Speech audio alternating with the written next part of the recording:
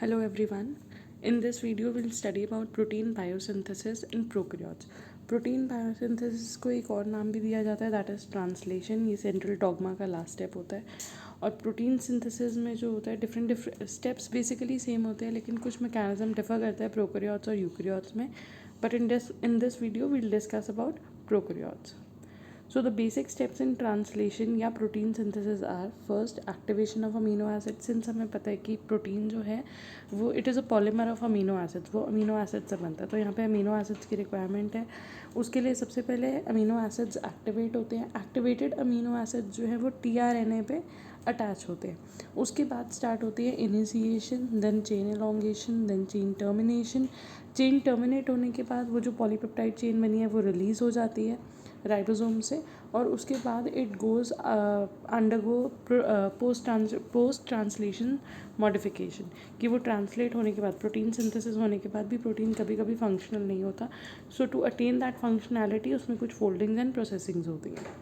So let us begin with activation of amino acid. Activation of amino acids के लिए जो सबसे main enzyme है that is amino acyl tRNA synthetase.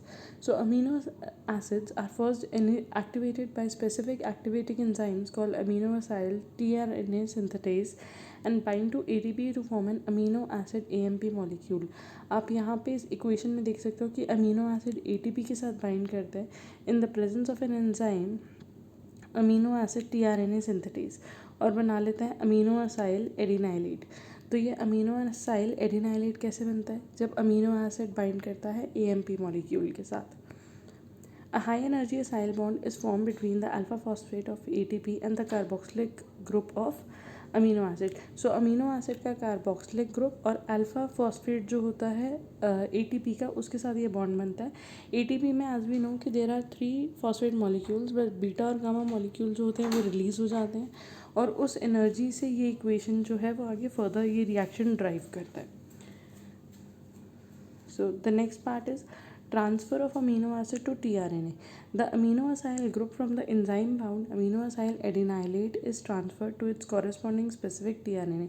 That means जो amino acid activate हुआ था वो enzyme के साथ ही bound था और अब वो transfer हो गया, वो attach हो गया tRNA molecule के साथ because tRNA transfer RNA molecule होता है जो उस अमीनो एसिड को लेके जाता है राइबोसोम तक corresponding to the codon which is there on mRNA. Forming tRNA amino acyl complex. A high energy ester bond is formed between the carboxylic group of amino acid and 3' hydroxyl group of the terminal adenosine of tRNA. सो यहाँ पे जो form हुआ जो amino acyl जो activated amino acid था वो attach हो गया, वो ट्रांसफ़र हो गया tRNA पे और यहाँ पे हमें मिल गया tRNA अमीनो असाइल कॉम्प्लेक्स. यहाँ पे जो बॉन्ड फॉर्मेशन होती है वो एक एस्टर बॉन्ड हो रहा है. एस्टर बॉन्ड फॉर्म किसके बीच में हो रहा है? अमीनो एसिड के बीच में और tRNA के एडिनोसाइन के बीच में. द इनऑर्गेनिक पायरोफॉस्फेट जो पायरोफॉस्फेट रिलीज़ हुआ था उसमें हाइड्रोलिसिस हो जाता है और वो बन जाता है orthophosphate with the help of enzyme pyrophosphatase. Thus 2 high energy phosphate bond में ultimately be expended for each amino acid. अगर हम इस इक्वेशन को देखें हमने देखा था प्रीवियस स्टेप में हमारे पास बना था अमीनो असाइल एडिनाइलेट मॉलिक्यूल जब एक्टिवेशन ऑफ अमीनो एसिड हुई थी तो वो जो अमीनो असाइल एडिनाइलेट बना था वो tRNA के साथ ज्वाइन होता है और यहाँ पे बन जाता है अमीनो असाइल tRNA कॉम्प्लेक्स. उसके साथ AMP रिलीज़ होता है और पहले वो जो एंजाइम के साथ बाइंड था that is amino acyl tRNA synthetase वो एंजाइम भी यहाँ पर रिलीज़ हो जाता है. So this was the second step which is transfer of amino acid to tRNA. Now the tRNA is ready with the amino acid. That means tRNA possesses the amino acid. Now the initiation of translation will take place. Initiation of polypeptide chain synthesis requires the following things. That means अब यहाँ पे हमें चाहिए ribosomal unit. Ribosome चाहिए क्योंकि जितना भी protein synthesis है वो राइबोसोम पे होता है. mRNA चाहिए क्योंकि ट्रांसलेशन जो है वो mRNA का होता है. mRNA पे जो कोडोन प्रेजेंट है उनके कॉरेस्पॉन्डिंग एंटी कोडोन्स जो होते हैं वो tRNA पे होते हैं और tRNA उसके स्पेसिफिक अमीनो एसिड्स को कैरी करता है. सो जो कोडिंग है जो कोडोन है वो प्रेजेंट होते हैं mRNA पे. After that activated amino acid जो भी अमीनो एसिड एक्टिवेटेड था जो हमने भी पढ़ा और वो tRNA के साथ अटैच हो चुका था वो जब कॉरेस्पॉन्डिंग कोड mRNA पे होगा तो तब tRNA वहाँ जाके अटैच हो जाएगा. इस पूरे रिएक्शन के लिए we need an energy source which is in the form of GTP और ATP, and there are set of proteins which are known as initiation factors. Initiation process में कुछ proteins होते हैं जिनको commonly initiation factors बोला जाता है. Specifically अगर हम prokaryote की बात करें तो prokaryote में there are 3 initiation factors, IF1, IF2 and IF3. Now if we talk about the ribosome, तो प्रोकैरियोटिक राइबोसोम जो होता है वो होता है 80S, उसका 80 सेडिमेंटेशन होता है, 80S होता है, and 80 sorry it is 70S, and 70S is made up of 50S and 30S rRNA units. इसमें 50S और 30S rRNA यूनिट्स होते हैं, plus there are certain proteins, there are इसके साथ कुछ कुछ प्रोटीन्स भी प्रेजेंट होते हैं. सो बेसिकली आपको ये याद रखना है कि राइबोसोमल सब यूनिट जो होता है प्रोकैरियोट्स में वो एक 70S rRNA molecule होता है. In prokaryotes, at the first step, the 30S ribosomal subunit bind to the initiation factor IF3. So those smaller segment जो 30S है, because दो segments हैं, one is 30 and the other one is 50, तो obviously 31 is the smaller. तो जो 30 segment है वो bind करता है initiation factor 3 के साथ, that means IF3 के साथ, which prevents the binding of 30S and 50S, जो रोकता है कि 30S 50S के साथ combine ना हो. After that, in prokaryote, the second step of initiation is the complex of 30S, IF3 and mRNA binds with IF2 and IF1. तो basically IF3 का एक और काम होता है. IF3 एक तो बाइंडिंग को रोकता है 30S एंड 50S की. Apart from that IF3 initiation factor 3 he help करता है कि mRNA को सही जगह पे आके जो वो 30S के साथ बाइंड हो.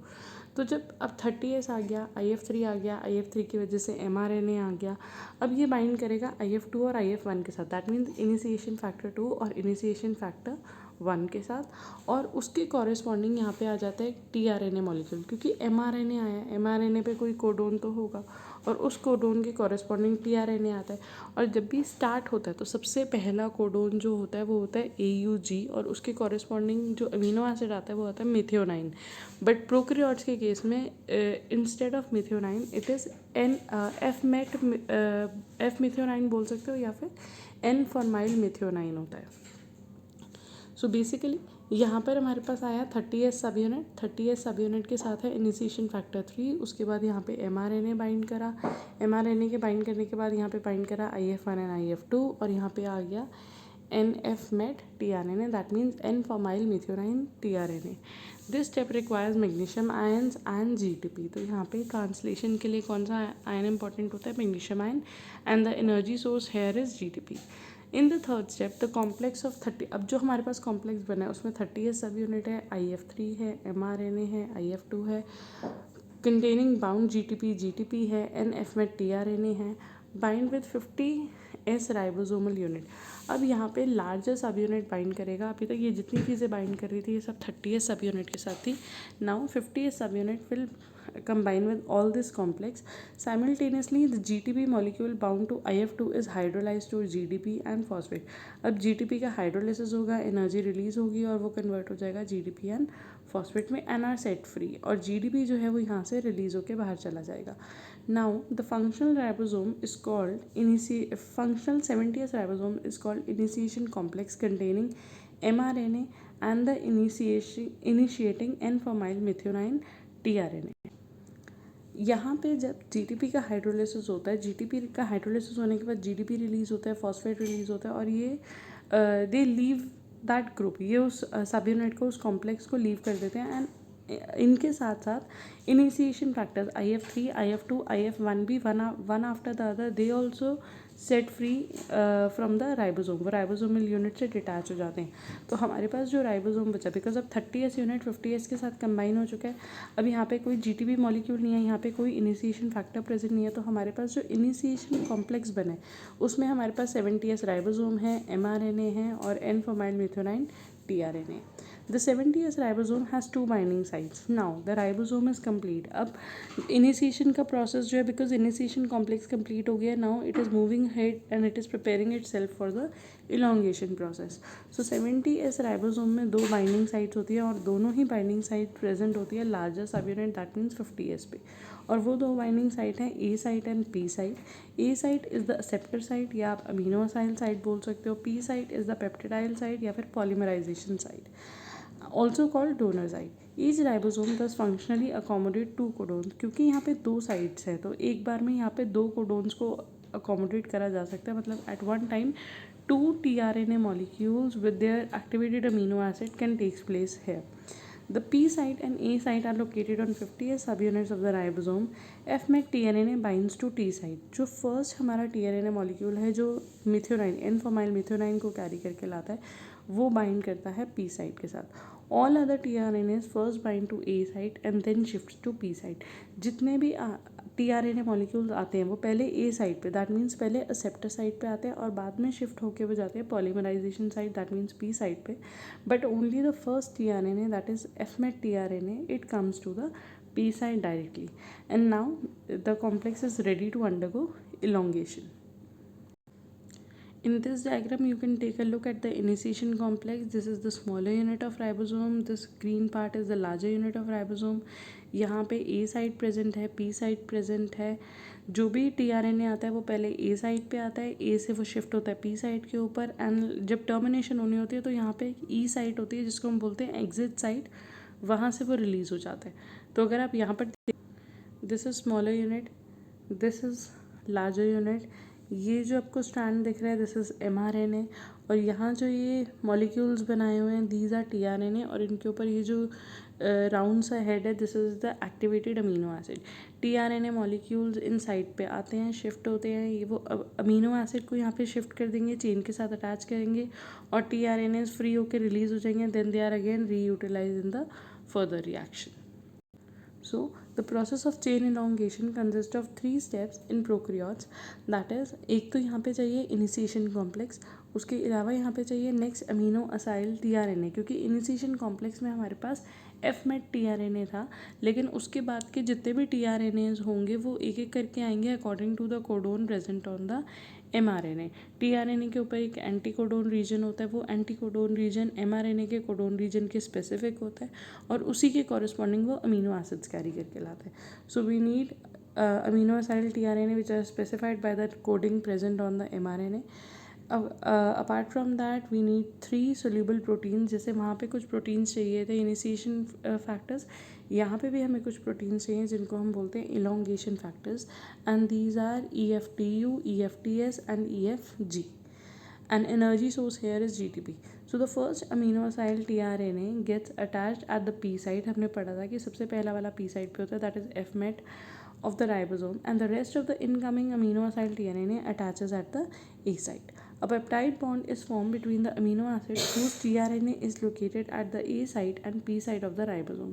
P site पे जो tRNA प्रेजेंट है और A site पे भी जो एक सेकेंड tRNA आ गया, इन दोनों के अमीनो एसिड्स के बीच में पेप्टाइड बॉन्ड फॉर्म होगा.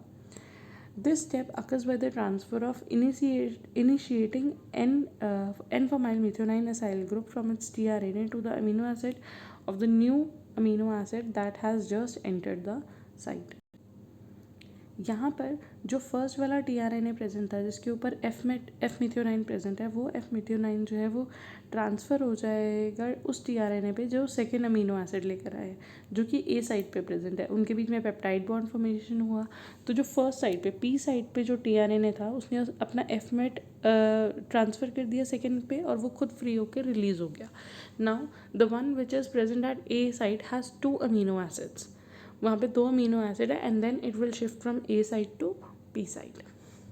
Now the tRNA present at A site contain 2 amino acid, इसीलिए हम उसको बोलते हैं dipeptidyl tRNA. In the third step, after the bond formation, the ribosome moves along the mRNA strand one codon at a time from the initiation site to the termination codon. The movement is called translocation. तो basically यहाँ पे जो movement हो रही है ribosome और mRNA की corresponding movement हो रही है. इट लुक्स लाइक कि ribosome is sliding over mRNA. एक एक करके राइबोसोम जो है वो mRNA के ऊपर स्लाइड हो रहा है. At every step of translocation, the new amino acyl tRNA occupies the A site and forms a peptide bond with the amino acid at the P site, forming a polypeptide chain. हर बार जब ribosome slide हो कि next codon पे move करता है तो next codon के corresponding एक new tRNA आता है. tRNA के ऊपर एक अमीनो एसिड होता है जो प्रीवियस अमीनो एसिड के साथ पेप्टाइड बॉन्ड बना के टीआरएनए रिलीज़ कर देते हैं। तो एक एक करके ribosome one after the other mRNA के कोडोन्स पे स्लाइड करता रहता है और उसके कॉरस्पॉन्डिंग अमीनो एसिड आके अटैच होते रहते हैं। जो भी न्यू अमीनो एसिड आता है, जो भी न्यू टीआरएनए आता है which is carrying the amino acid, it comes to the A site. At every step of translocation, the new amino acyl tRNA occupies the A site and forms the peptide bond with the amino acid at the P site. A site पे जो amino acid आया वो bind करेगा और peptide bond बनाएगा जो कि दूसरे अमीनो एसिड के साथ या दूसरी पेप्टाइड चेन के साथ which is already present at the P site. The empty tRNA are discharge for recycling. I told you earlier कि जो भी tRNAs हैं वो अमीनो एसिड ट्रांसफ़र करने के बाद, अमीनो एसिड रिलीज़ करने के बाद खुद राइबोसोम से अलग हो जाएंगे, निकल जाएंगे और वापस से इसी प्रोसेस में रिसाइकिल होते रहेंगे, रीयूज़ होते रहेंगे. The process is repeated and elongation of the polypeptide chain is दस brought about by step addition of amino acid. Energy for translocation is supplied in the form of GTP. In prokaryotes, translocation is brought about by elongation factor G. Mainly यहाँ पे जो elongation factors हमने तीन factors के नाम पढ़े थे, EFTU, EFTS and EFG. EFG is playing the main role. EFG rapidly hydrolyzes GTP to GTP and phosphate. For each amino acid added to the chain, 2 GTP are hydrolyzed. So with this, elongation overs and the next step is termination of polypeptide chain. This is the diagram which shows how the initiation complex was formed. This is mRNA, this is smaller unit of ribosome. उसके साथ आके initiation factor 1, 2, 3 और GTP molecule attach होते हैं. Then comes the tRNA which is carrying FMET with it. वो आके bind होता है. फिर उसके बाद GDP हाइड्रोलिसिस होता है तो 50S सब यूनिट वाला भी 30S के साथ आके बाइंड हो जाता है. यहाँ पे जितने भी इनिशिएशन फैक्टर्स है 1, 2 और GDP ये सब रिलीज़ हो गए and this is the initiation complex so formed. So moving on to termination of polypeptide chain. Elongation of polypeptide chain continues till the ribosome adds the last amino acid to the chain. Elongation तब तक चलता रहता है. अब ये elongation वाला process चलता रहेगा वन आफ्टर द अदर. जितना बड़ा mRNA स्ट्रैंड है उस पर जितने ज़्यादा कोडोन्स प्रेजेंट है अकॉर्डिंगली पॉलीपेप्टाइड बनते रहेंगे बिकॉज अमीनो एसिड जाते रहेंगे. But after a certain time या after certain codes, after few codes, there will come a stop codon, a nonsense codon. उसको stop codon या nonsense codon क्यों बोला जाता है? Just because it doesn't codes for any amino acid. So I hope you remember because ये हम +2 level से learn करते हुए आ रहे हैं कि वो टर्मिनेशन कोडोन्स होते हैं UAA, UAG and UGA. So elongation of polypeptide chain continues till the ribosome and add the last amino acid to the chain coded by mRNA. The termination of the polypeptide chain occur when the 70S ribosome carrying the peptidyl tRNA reaches the termination codon. The termination codon may be UAA, UAG or UGA. These are the special stop signal that do not code for any amino acid. So chain termination leads to the release of free polypeptide and tRNA and to the dissociation of 70S ribosome into 30S and 50S. Now after it terminates, तो अब जितनी भी polypeptide chain जितनी लंबी भी बनी थी वो रिलीज़ हो जाएगी.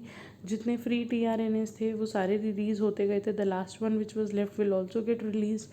और यहाँ पे आके अब जो 50S और 30S सब यूनिट्स थे वो आपस में डिसोशिएट हो जाएंगे.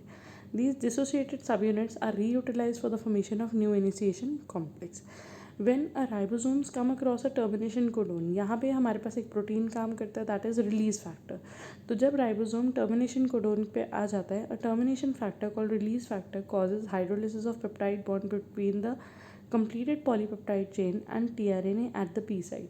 तो जो tRNA के ऊपर polypeptide chain बन रही होती है तो उस polypeptide chain को tRNA से अलग करने में कौन हेल्प करता है? Release factor. The residual tRNA is discharged from the P site. So this was the diagram which we have already discussed कि यहाँ पे कैसे एक ribosomal complex बना हुआ है. You can take a look at this thing कि ये A site है. This is the A side, this is the P side. जो भी tRNA आता है it comes to A side. Then A side से वो पी साइड वाला जो होता है वो इसके साथ पेप्टाइड ग्रुप के साथ पेप्टाइड बॉन्ड बनाता है और फिर टी साइड वाला tRNA फ्री होकर रिलीज़ हो जाता है. ए साइड वाला देन शिफ्ट होकर आ जाता है पी साइड पे. फिर ए साइड पे जो है वो फ्री हो जाता है. So first amino acid tRNA comes to A site and previously P side पे ऑलरेडी एक टीआरएनए प्रेजेंट है विद इट्स अमीनो एसिड। जब यहाँ पे कोई टीआरएनए आया तो इसने अमीनो एसिड ट्रांसफ़र कर दिया, इस पे पेप्टाइड बॉन्ड फॉर्म हो गया, यहाँ पे जो टीआरएनए था वो रिलीज़ हो गया।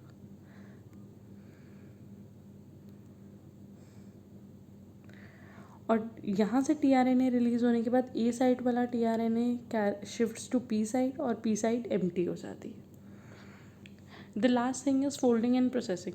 इनिशिएशन हो गया, इलोंगेशन हो गया, रिलीज़ भी हो गया, टर्मिनेशन भी हो गया, लेकिन जो भी पॉलीपेप्टाइड चेन बनी है, जो भी स्मॉल प्रोटीन्स बने हैं, जो भी प्रोटीन्स बने, प्रोटीन्स नॉर्मली इस फॉर्म में फंक्शनल नहीं होते। They undergo various post translational modification, उनमें बहुत सारी कोवलेंट मॉडिफिकेशन होती हैं जिसके बाद वो बायोलॉजिकली एक्टिव होते हैं। As the synthesis of polypeptide chain continues, it undergoes folding, क्योंकि आपने पढ़ा होगा कि प्रोटीन का प्राइमरी, सेकेंडरी, टर्जरी और कभी कभी कुछ कुछ प्रोटीन्स का क्वाटरनरी स्ट्रक्चर होता है। सो वो जो स्ट्रक्चरल फोल्डिंग्स होती हैं, जो स्ट्रक्चरल चेंजेस होते हैं, वो होने स्टार्ट हो जाते हैं। Sometimes they are post transitional and sometime they are co transitional, मतलब ट्रांजिशन चल रहा है, जितनी पॉलीपेप्टाइड चेन बनी है वो साथ के साथ ही फोल्डिंग के अंडर को जाना शुरू कर देती है। Thus, the tertiary structure of the protein may be attained and the final native shape formed even before the termination of terminal amino acid have been added. Again, the same thing has been told कि terminal amino acid के add होने से पहले पहले ही जो protein बनते जा रहे हैं वो it will undergo folding and it may attain tertiary structure, tertiary shape अपनी attain कर लेता है ताकि वो functional हो जाए. Nevertheless, proteins are known to undergo many post-translational modifications. These may be phosphorylation, methylation, nucleotidation, and many other foldings. I hope you find this video useful. I hope you are getting translational process easy for you. Thank you for watching the video.